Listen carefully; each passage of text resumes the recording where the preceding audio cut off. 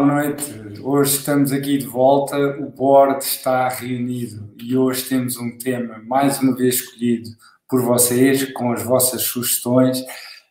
Como é óbvio, não vamos revelar quem sugeriu, mas o tema hoje é inovação versus a resistência à mudança.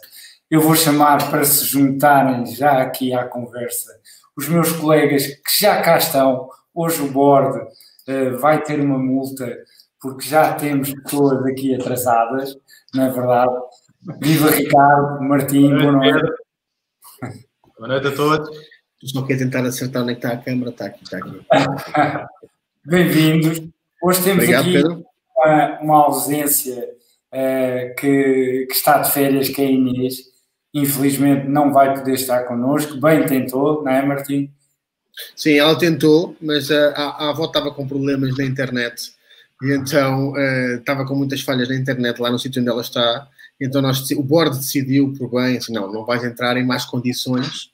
Portanto, para entrar é como deve ser. Portanto, step out. Então ela volta, junta-se a nós depois novamente em setembro.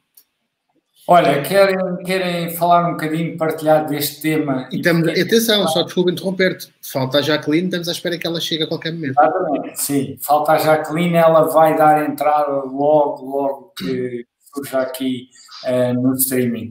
Queres dar aqui um lamiré, uma entrada no tema? E porquê que, se calhar, não poderia ser a melhor altura para falar de um tema como este? Ricardo. Isto eu pensava que era para o Martim. O Martim, okay. Já volta ao Martim. Muito bem.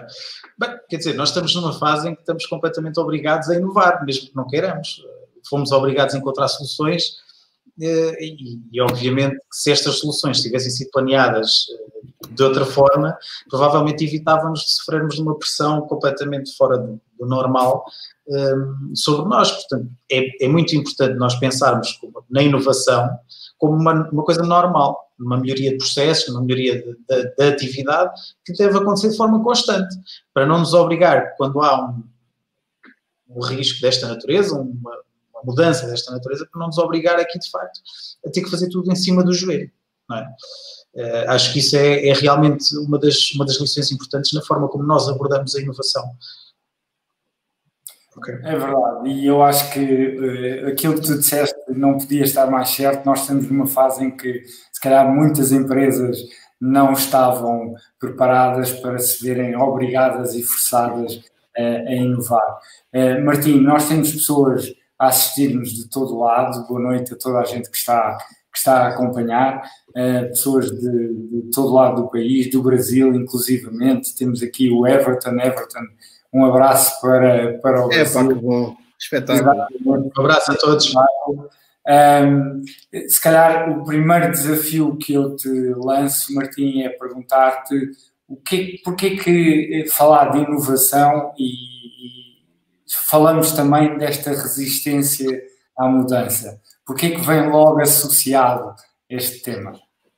Eu acho que, sabes, é aquilo que o Ricardo estava a dizer, e bem. Nós neste momento, já falámos isto também com a Inês e neste caso tenho especial pena que ela não esteja connosco, porque a Inês é a pessoa da transformação digital e da inovação por excelência. Boa noite, Raquel, também aqui uma amiga que também já se tornou uma amiga, dá aqui um beijinho à Raquel. E exatamente estava a dizer isso por uma razão muito simples, que é a Inês sabe isto também melhor do que ninguém, e aquilo que me parece que acontece é que atualmente, nós fomos de facto, isto foi uma há muitas empresas neste momento em que estamos a viver, e sobretudo nos últimos 3, 4 meses, que tiveram que fazer uma transformação e uma entrada a pé juntos na mudança à bruta, completamente à bruta, e mesmo sem grande planeamento, sem grande planificação, única e exclusivamente ter que fazer porque sim, e porque era completamente imperativo que o fizessem, porque como fomos percebendo, o que se passou aqui foi que muitas destas empresas que nós estamos a ver, sobretudo pequenas empresas e pequenas e médias, como já vimos no nosso país, é sobretudo composto por este tipo de empresas, que nem sequer um site tinham. E nós aqui, olha, posso dizer-te que os dados que eu via desde o final do ano passado era que mais de metade deste tecido empresarial português não tinha sequer um website atualizado. E de repente, quando as pessoas ficaram fechadas em casa, toda a gente se viu, ai meu Deus, agora o que é que eu faço à minha vida? Não tenho um site, não tenho nada, como é que eu comunico com as pessoas, como é que eu digo às pessoas o que é que eu tenho para vender, o que é que eu tenho para resolver os seus problemas da sua vida, portanto, como é que eu faço isto? E isto trouxe aqui certamente muitas dificuldades, porque aquilo que eu acredito é que, sobretudo naqueles negócios mais, que estavam completamente assentes em uma dinâmica de negócio familiar, de negócio físico, estas empresas certamente foram aquelas que tiveram maior dificuldade em dar início a este processo. E depois o que acontece é que quando tu fazes, e como o Ricardo falava bem em cima do joelho, aquilo que me parece que acontece é que fazes mal, porque fazes muito à portuguesa, que é aquela lógica de eu sou muito mau a planear e sou ótimo a desenrascar. Só que tu numa coisa destas, tu não podes simplesmente desenrascar, acho eu. Tu tens que... eu vou-te dar o meu exemplo pessoal, Pedro, e tu também sabes isto melhor do que ninguém. Tanto eu como tu estamos ainda a desenvolver e a criar condições para termos o nosso próprio website. E, portanto, isto leva tempo. É preciso tu pensares bem nas coisas, é preciso refletir bem o que é que queres ter, o que é que não queres ter. Se tu de repente tomas uma decisão destas do pé para a mão, tu nem sequer sabes o que é que vais dizer às pessoas, tu nem sequer sabes o que vais comunicar. Então, parece-me que este é o ponto mais difícil. Bem-vinda, Jack. Bem-vinda, exatamente. Bem-vinda, boa noite. Está Boa noite. Já estava com saudades vossas, mas tive aqui uns problemas técnicos hoje, mas estou cá. Estás cá. Olha, Bem-vinda a ti.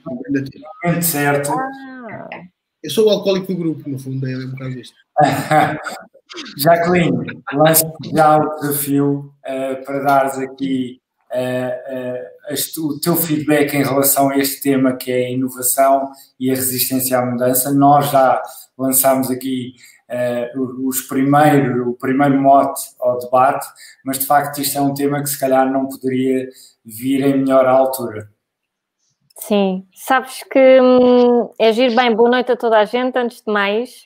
E aqui na preparação para este tema eu fiz uma pesquisa, eu parece que ando sempre com livros, mas efetivamente eu adoro também ver quais são os livros, os autores nesta área. Eu não sei se vocês já ouviram falar, eu não o conhecia, que é um professor, bem, ele entretanto já faleceu, mas era professor de Harvard e foi considerada uma das 100 pessoas mais influentes de África. E ele chama-se Kalestos Juma. Já ouviram falar ou não? Não. Sim. Já ouviu? Já? Já. Ele, Pedro, és tu, é que eu entretanto também não te vejo se és tu que estás a falar ou não, mas eu achei muito curioso porque ele fala muito na questão da resistência à mudança, sobretudo às novas tecnologias. E uma das expressões que ele utiliza e um dos tópicos que ele refere é que, na maior parte das vezes, tudo aquilo que para nós hoje é um dado adquirido e é considerado normal, a determinada altura era algo estranho e era algo que nós não aceitávamos. Atenção, nós, enquanto humanidade. Ele fez, neste último livro que ele lançou, ele fala na história nos últimos 600 anos. Portanto, como é que a humanidade começou a aceitar determinadas inovações que até então rejeitava. Portanto, eu não sei o que é que vocês estavam a falar antes, não sei se isto que eu estou a dizer se enquadra ou não, mas a verdade é que tudo o que nós resistimos inicialmente, depois acabamos por aceitar, nomeadamente aquilo que são as mudanças. E há o clássico que toda a gente, quer dizer, não sei se toda a gente já ouviu, mas este para mim é o clássico, que é quem mexeu no seu queijo. Portanto, a minha pergunta é, já mexeram no vosso queijo ou não? Muito bom. Eu quero saber quem é que mexeu no vosso queijo e se já mexeram ou não. Boa tarde, mas em grande, hein? Logo assim. Exatamente. Ele é fortíssimo. Quentinha, pesado, a matar. O mais me esqueço das primeiras conversas que tive com o Jackie. Ela é fortíssima. Ainda está por aqui, vocês vão perceber todos que estão aqui a assistir. O diamante que está aqui. Não, excelente, excelente. Já que eu li também um estudo já bastante anterior, para aí, eu julgo dos anos 70, em que este tema ainda era estudado muito longe daquilo que se sabe hoje, mas falava sempre da resistência à mudança do ponto de vista, dois grandes pontos de vista e que hoje eu acho que ainda se aplica muito. Um deles das pessoas, da liderança que não via a mudança ou preferia o status quo, aquilo que estavam sempre habituados a fazer nas organizações, a ter que mudar, e então as ideias novas não vinham de encontro àquilo que eles pretendiam para as organizações, mas depois havia, curiosamente, também uma resistência um bocadinho mais a posteriori, que era a resistência que os próprios empreendedores da inovação, quando viam a sua autoridade questionada, eles próprios começavam a colocar resistência à inovação que eles queriam empreender, e foi muito interessante analisar isso, porque no final do dia é tudo comportamento humano. Certo. Há uma questão que eu acho também muito interessante, e também na perspectiva da pesquisa, depois para nós fazermos aqui, porque nós obviamente pesquisamos para também falarmos destes temas, porque não sabemos tudo, mas ao trazer aqui conhecimento é importante percebermos. Às vezes geram-se uma quantidade de mitos em volta do que é inovação, que ou é sempre o chefe que tem que trazer inovação, ou é sempre o líder, mas se vou trazer inovação ninguém me vai ouvir, ninguém quer saber, eu quero fazer e levar, isto foi uma das preocupações que nos foi transmitida também durante isto, eu quero inovar, mas o meu chefe não deixa, o meu chefe está habituado àquilo e é assim a vida inteira e tal, e dá-se depois aqui esta questão da resistência à mudança, e é de facto, é importante perceber que às vezes a abordagem que nós fazemos à inovação não é só top-bottom, mas também bottom-top. É preciso perceber como é que acontece esta resistência à mudança. São os colaboradores que às vezes não querem mudar, são os líderes que não querem mudar, e nisto, dentro da perspectiva também aqui um bocadinho da investigação que fizemos acerca disto, eu fui buscar dois temas, duas temáticas interessantes. Uma da Rogers Burnson, que é uma temática que foi lançada agora há poucos dias, há pouco tempo, aliás, é deste ano, da Leadership Confidence Index, que fala exatamente acerca foi uma coisa que fizeram em parceria com a Universidade de Harvard, e que nos fala exatamente da adaptação, da resiliência, da motivação, que são coisas que eu tenho vindo a bater muito, que são importantes, e aqui que se aplicam também à inovação, mas também uma área importantíssima que é a retenção de talento, e que aqui o Pedro depois poderá falar com mais propriedade do que eu, seguramente. Mas é importante termos esta perspectiva, numa perspectiva mais recente e com mais conhecimento. Mas voltando atrás e indo aqui buscar autores atrás, eu achei que devia trazer um que acho que é absolutamente fantástico, até porque isto já data de há quase 100 anos atrás, que é Dale Carnegie.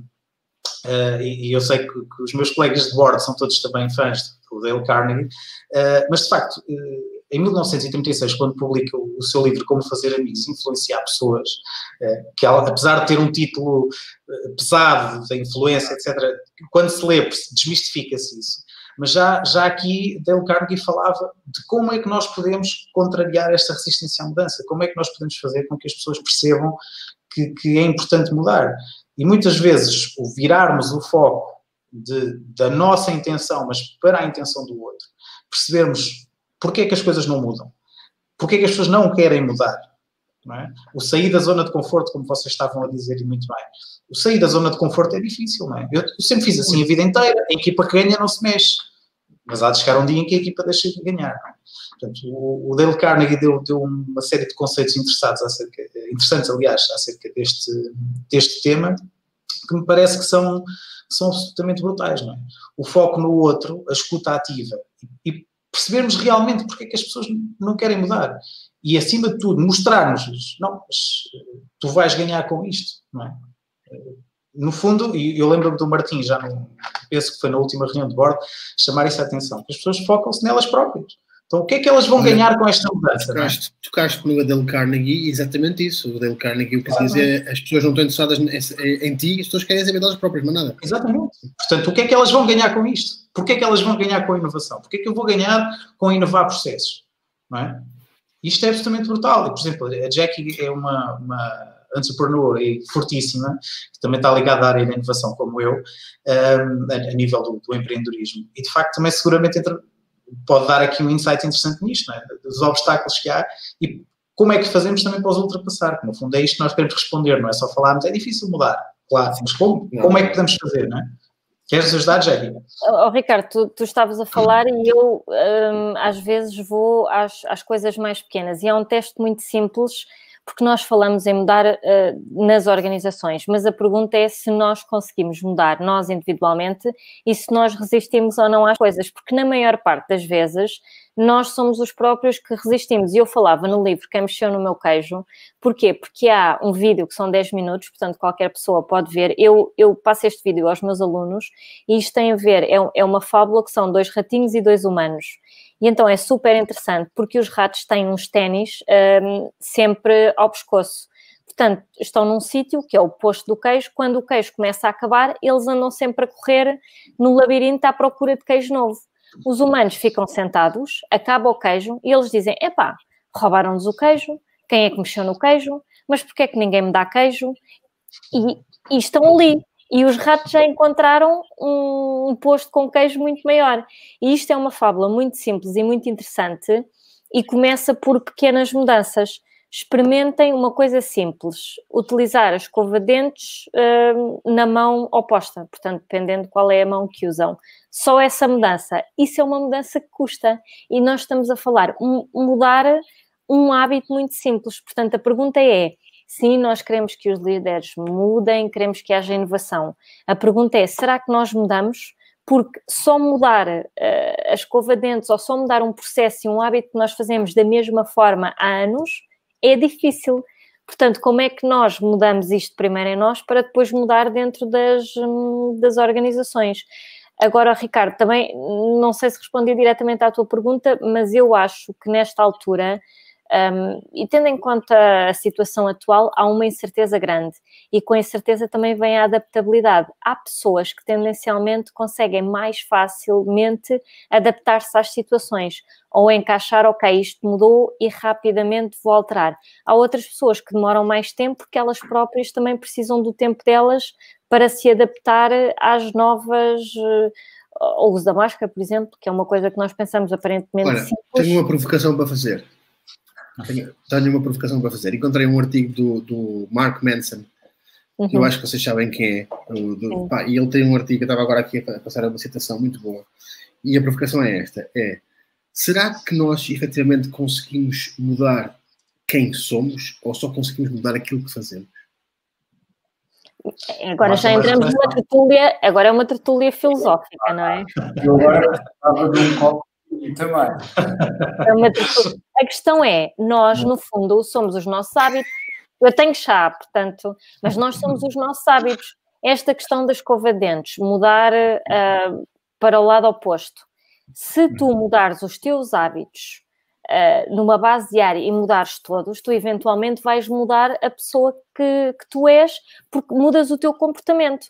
Agora, deixa-me só acrescentar aqui um add-on de uma frase que ele diz que é "We don't know what change is because we don't know what the hell we are." Mas isso eu acho que já é uma questão filosófica. Mais filosófica. Sim. Agora, numa questão prática, e isto eu acredito, isto é pessoal, eu acredito muito que se eu quiser mudar alguma coisa, os hábitos, e se tu mudares os hábitos, tu vais mudar quem tu és, porque os hábitos, no fundo, fazem a pessoa que tu és. Portanto, tu mudas hoje um hábito, mudas amanhã outro, e vais... Agora, será que consegues mudar o teu chefe? Será que consegues mudar a tua empresa? Será que consegues mudar as pessoas dentro das organizações, por exemplo, e que estão responsáveis por estas mudanças, pela inovação, pelos processos? Será que tu consegues mesmo fazer com que isto mude sozinho, ou é uma guerra que nem vale a pena tentar? Martim, eu acho que aí há aqui uma questão... Todos nós já tivemos muitos chefes e muitos líderes também, se calhar, são coisas diferentes e que é importante perceber. Dificilmente se muda uma organização de um dia para o outro. Sim. E quanto mais complexa for, pior. Não é? É preciso perceber também como é que são as... Se tens uma organização que é muito grande, se calhar o teu chefe direto também não tem poder de decisão nisto. Se tens uma organização muito pequena, tem todo o poder de decisão concentrado, o que torna também difícil. Mas, na minha perspectiva, uma das coisas que é fundamental aqui acontecer é a questão da comunicação. E depois mostrar qual é a mais-valia para aquela pessoa e para aquela empresa de efetivamente inovar. Porque isto, inovar pode ser muita coisa, não é? Inovar é um chavão, nós temos que inovar porque é porreiro e tal, e isto está na moda, também, mas isto traduz-se em quê?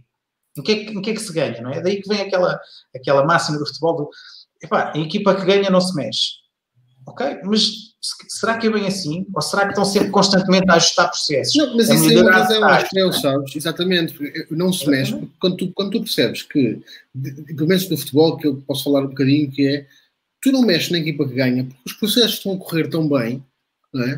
Portanto, está tudo tão bem afinadinho, que, epá, se isto está a correr bem assim, o ideal e o sonho de um treinador é poder tirar uma peça por outra e aquilo mexe na mesma, tudo igual. Não é? Mas há uma questão, pois aí há um risco associado, não é? Que é, e quando as outras equipas percebem que é assim que tu funcionas e te cedem, claro, tens que mudar alguma coisa e apanham tamanho. Exatamente. O processo de inovação e de alteração e de mudança para melhor tem que ser construtivo, tem que se incorporar isto no ADN para que as pessoas percebam que têm que fazer isto gradualmente. Mas, obviamente, e isto é como a Jacqueline estava a dizer um exemplo absolutamente brutal, que é, mas por que raio é que eu hei de mudar a forma como escovo os dentes de mão? Epá, mas dá-me tanto jeito assim, qual é o ganho que eu tenho nisto?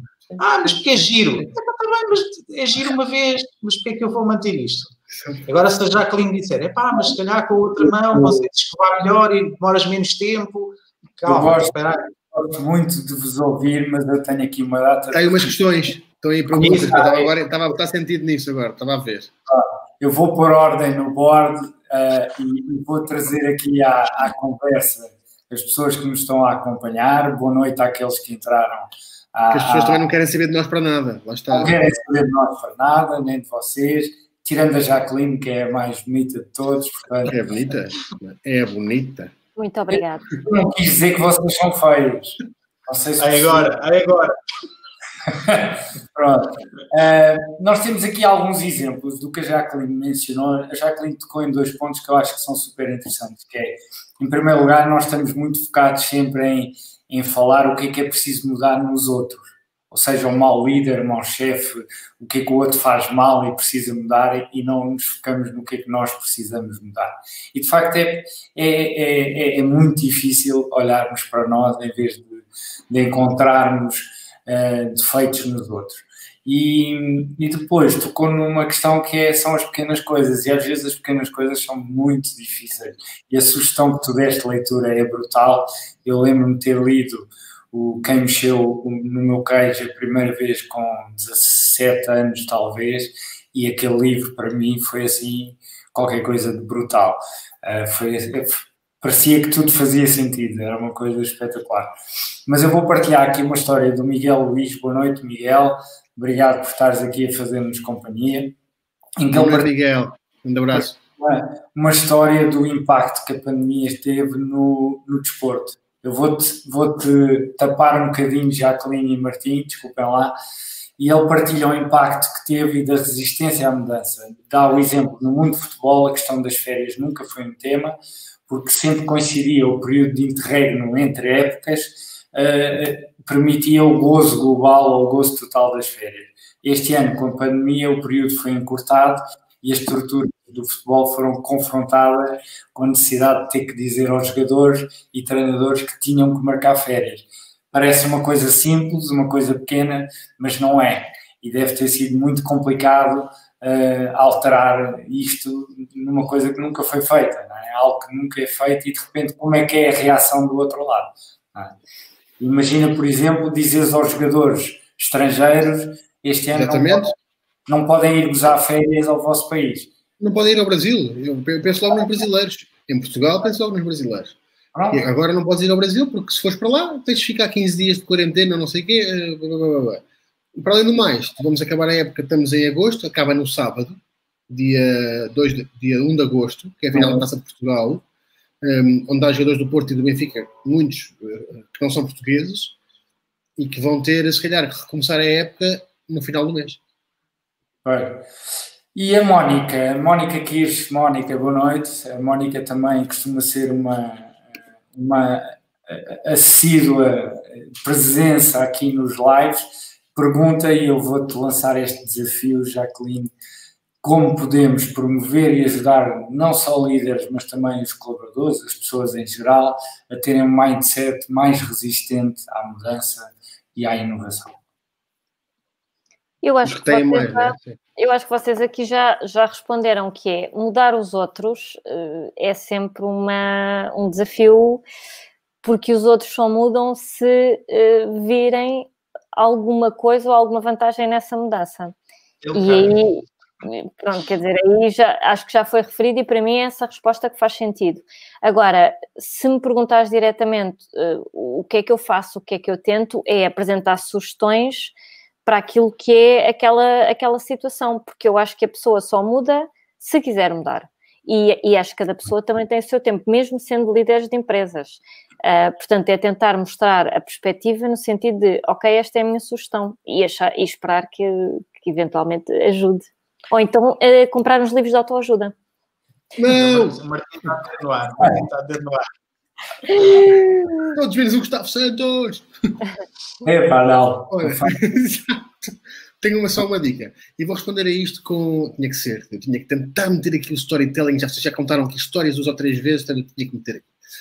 Que é aqui uma questão que eu acho que é muito engraçada, que é quando tu tens um mentor, a figura do mentor, uma pessoa que te inspira, neste caso, e que te consegue convencer a embarcar numa aventura, como é o caso de uma mudança, as coisas tornam-se mais fáceis, porque inicialmente, mesmo se nós olharmos para aquilo que é a jornada do herói, inicialmente, todos nós, quando alguém nos propõe alguma coisa que nos parece extremamente difícil, fora daquilo que é, eu não gosto de usar a expressão zona de conforto, que é um clichê do tamanho do mundo, mas quando alguém nos propõe que nós larguemos tudo aquilo que estamos a fazer e que larguemos aquilo que nós sentimos, que sabemos como certo e como garantido e como confortável, para avançarmos para um nível acima, e isto pode ser uma promoção, quando nós queremos reclamar uma promoção, quando queremos mudar de emprego, quando queremos mudar de vida, quando queremos, por exemplo, estamos infelizes no casamento e queremos largar tudo e partir em busca de uma nova vida, quando queremos mudar de país, o que é que seja.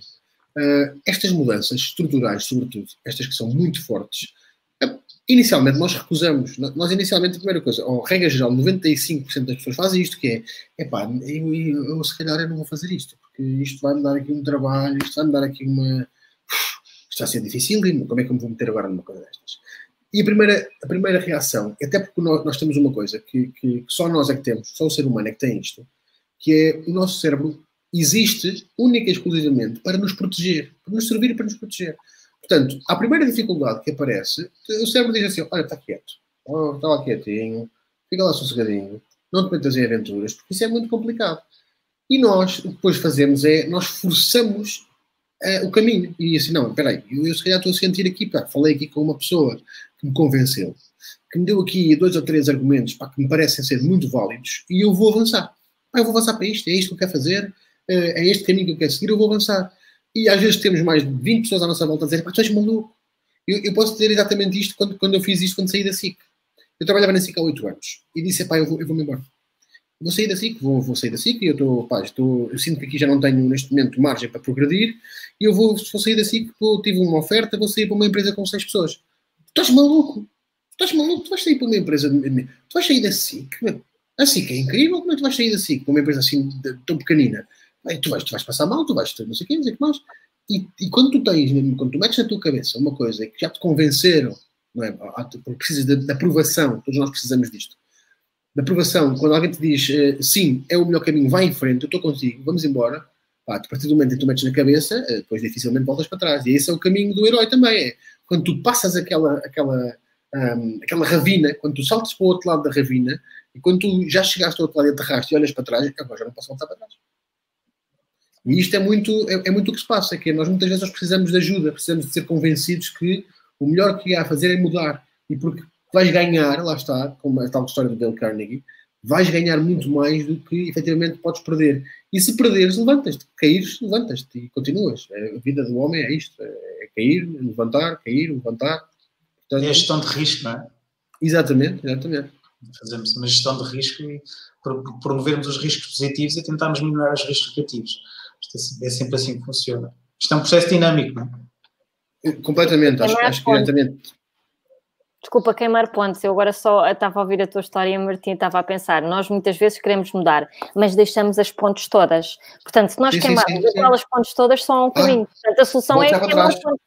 Porque exatamente. Eu deixo aquela ponte e penso, pá, eu vou, mas depois volto atrás e há várias pontes. Portanto, se não houver, só houver uma, não há hipótese. Olha, estás-me a fazer lembrar uma coisa muito boa, que é aquela velha questão de quando tu sais de uma empresa e dizem sempre, mas deixa sempre uma porta aberta. Exato. Não é? Nunca se sabe o dia da manhã, não é? E é exatamente isto, é aquele medo de, porque tu vais agora, mas imagina que corre tudo mal, não é? Podes voltar atrás, deixaste uma boa imagem, bates à porta, olha, afinal isto correu mal, posso voltar a entrar? E se calhar voltas a entrar e vais ser miseravelmente exato. É muito importante. Olha, meus queridos, isto é horrível, isto é muito a curto, mano. É super aumentar um bocadinho o tamanho das conversas. Exatamente. Assim é bom que é para ninguém enjoar, assim a malta não enjoa. Eu acho que ninguém está a enjoar. Alguém dizer que está a enjoar. Como estamos no fim, eu acho que também podíamos aproveitar e lançar aqui umas coisas para o ar, não é? Nós em setembro vamos ter novidades. Vamos provavelmente ter convidados. Não vamos dizer quem são, ainda está tudo no segredo dos deuses. Vamos ter convidados, vamos ter novos temas, por isso continuem a fazer-nos chegar temas. Nós estamos cá para isto, para debater convosco e para pensarmos em conjunto. Como vos dizemos sempre, nós não sabemos tudo e estamos sempre a aprender também convosco, portanto, tragam-nos ideias novas, partilhem connosco, para nos fazer também refletir, para nos obrigar a trabalhar e pesquisar, nós também fazemos isso, e no fundo, também potenciarmos este espírito de partilha e de colaboração que realmente queremos. Portanto, em setembro vamos voltar frescos e fofos, já depois com mais bronze também provavelmente, mas vamos voltar com novos temas, com convidados e com mais algumas novidades que vamos para já manter em segredo, também para deixar aqui um bocadinho de curiosidade no ar, mas contamos com vocês, obviamente. Martim. Olha, é o seguinte, eu só tenho agora a fazer aqui um ponto que é amanhã é o último dia do meu trabalho.